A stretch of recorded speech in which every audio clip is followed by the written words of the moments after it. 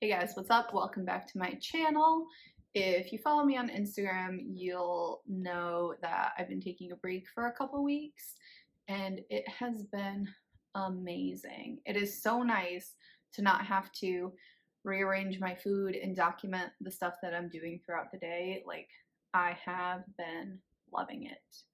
But this is what's been going on. So over the last year or so, I've noticed that although my weight has been staying the same within like 2 pounds or so, that my legs and calves have been getting bigger.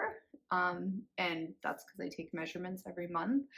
So I was like, why is this happening if my weight isn't really changing? And it wasn't until some of you guys mentioned on Instagram the word lipedema, which I had never heard of before.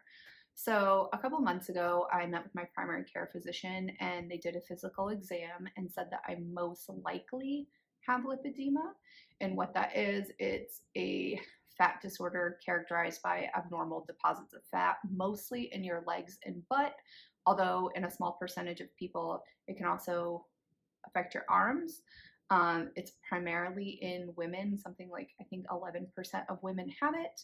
And it never really gets diagnosed because most people are just like, you're regular fat, which is what I thought. Like, my legs are big and my butt is big because I'm regular fat. Like, there's no underlying reason. So after my primary care doctor told me that, I started doing a bunch of research, and it turns out that there's actually a woman that is like 2 hours away from me that specializes specifically in lipedema and fat disorders, but she has a waiting list that's like 13 months out. So I'm not really wanting to do any surgical intervention or anything about that until I meet with her to like confirm and come up with a treatment plan.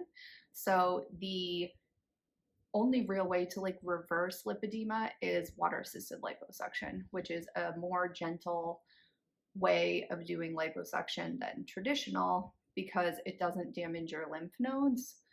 In fact, traditional liposuction could damage your lymph nodes and actually make the lipedema worse. So you don't just want to like jump into doing that straight off the bat. Other than that, the only real way to like manage it, I suppose, is with lymphatic massages, but those are fucking expensive, like $160 an hour expensive, and compression garments. So really, until I can meet with this woman like next December, I mean, I'm just not really doing anything about it until then. So that's what's been going on with that. So if you're ever like, man, she has like big legs and a big butt, that could be why. Or I could just be regular fat. We don't know. We'll see in 13 months from now.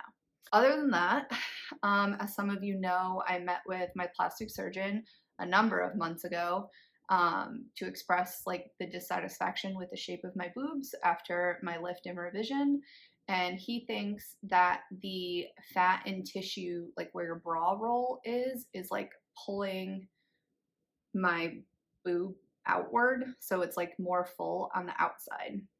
And without having an implant or anything, which he strongly suggested initially, but I didn't want, there's nothing to like stitch your boob into place. So it's kind of, this part is like getting fuller over here. So what he wants to do is a bra roll excision and bilateral back lift, which will just like get rid of, you can't really see, like get rid of this bit over here.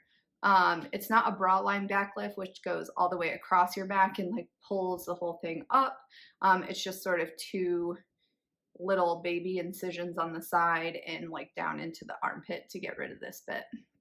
And it is not just skin, there obviously is fat there that's like pulling it down. So I was like, all right, let's do it. Like, I want this fixed, whatever.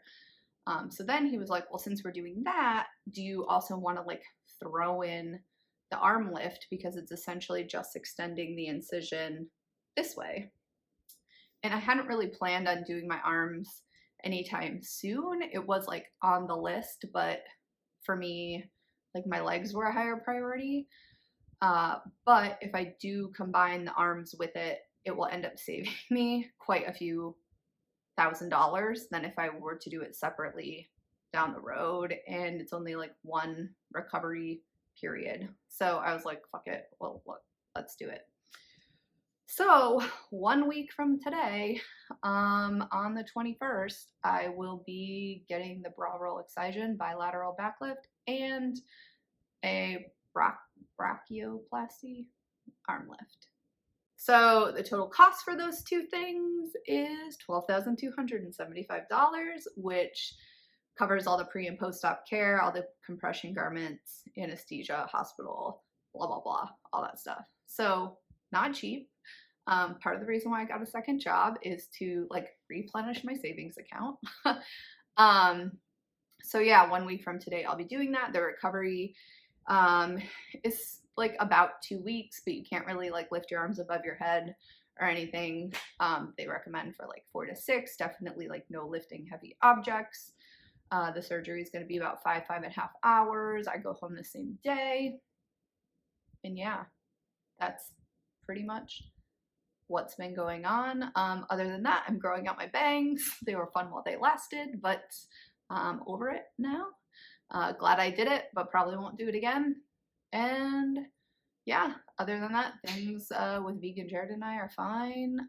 We're just living life. I now also have a job on the weekends at a tattoo shop, so that's been pretty cool, getting to meet new people and make some extra money, so that's cool. So yeah, that's what's been going on with me. If you have any questions, leave them below, and I will see you guys real soon. Okay, bye.